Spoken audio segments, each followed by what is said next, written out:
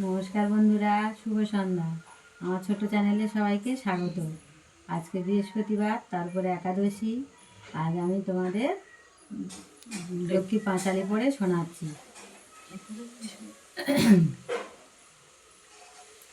নম বিশ্বরূপস্য ভাজ্যাসী পদ্মে পদ্মালয়ে শুভে সর্বতোবাহিমাং দেবী মহালক্ষ্মী নমস্তুতে। লক্ষ্মীনারায়ণের কথোপকথন। একদিন লক্ষ্মী করে ধরি নারায়ণ, মলয় পর্বতে উঠে করিল গমন।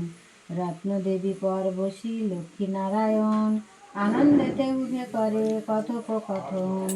বিনা করে সেই কালে ঋষি মহামুনি, হরি গুণ গান করি উপনীত তিনি। নারদে হেরিয়া হরি জিজ্ঞাসা করয়, অসময়ে কেন মুনি হইলে উদয়। ঋষি বলে নারায়ণে শুনো মোর কথা, মর্তলোকে গিয়াছিল শুনো আমি তথা। দেখিলাম তথা যাহা শুনো দামোদর, কহিলে যে সেসব কথা হইবে বিস্তর। মর্তবাসী খাদ্যাভাবে জীর্ণ শীর্ণ দেহ, অন্নবস্ত্র অভাবেতে তেজিতেছে দেহ। বলেন নারায়ণ শুনি কি পাপেরও ফলে, হাহাকার করি সদা মর্তবাসী জলে। এত শুনি লক্ষ্মীপতি কন লক্ষ্মীপতি, মর্তবাসে দুঃখ পায় কহ কেন সতী। নারায়ণ বাক্য শুনি লক্ষ্মী দেবী কন, মর্তবাসী দুঃখ পায় শুনো নারায়ণ। আমারে ছাড়িয়া তারা অনাচারে রয়, সেই হেতু এত দুঃখ নর নারী পায়।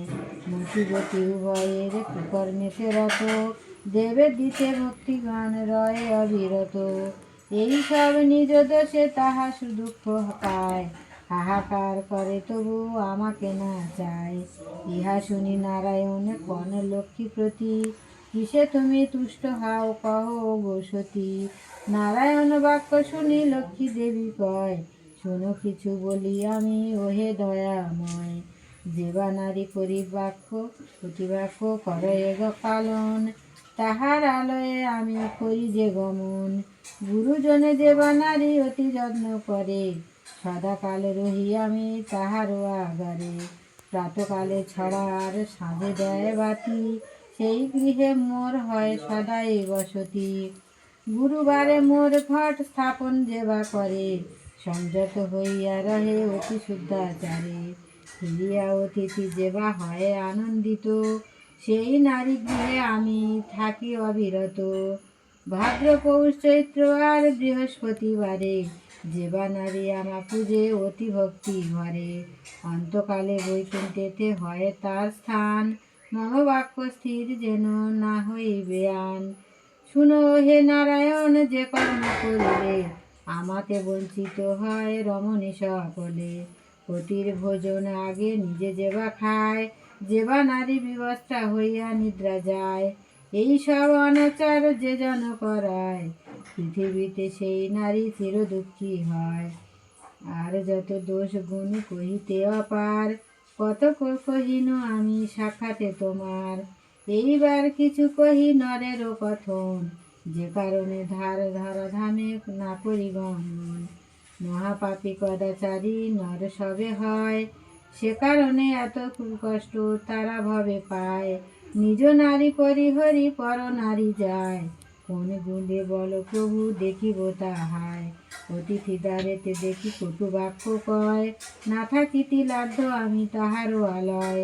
সত্য ক্রেতা দাপর যুগে মানিয়াছে সবে, দেখিতেছি কলি যুগে মানে না মানবে।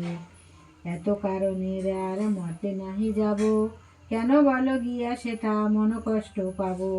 এত বলি লক্ষ্মী দেবী মৌনী হয়ে রয়, নারায়ণ প্রতি ঋষি চাহিয়া যে কয়। বুঝাইতে পারো যদি লক্ষ্মী রে আমার, তাহে নাহি বাধা আমি হইব তোমার। এত শুনিয়া বাণী ঋষি ক্ষুণ্ণ মন, মিনতি করিয়া পুনঃ লক্ষ্মীপতি কন। কহ মাত নারায়ণী কি হবে উপায়, কি করিলে তুষ্ট হও কহ মাতা তুমি। শুনি বাক্য শুনি লক্ষ্মী ঋষিপতি কন, কলিযুগে পাপারি নর নারীগণ। তুমি বাছা কি করিবে তার প্রতিকার, কালের বিধান যেন হয় গো ইহার।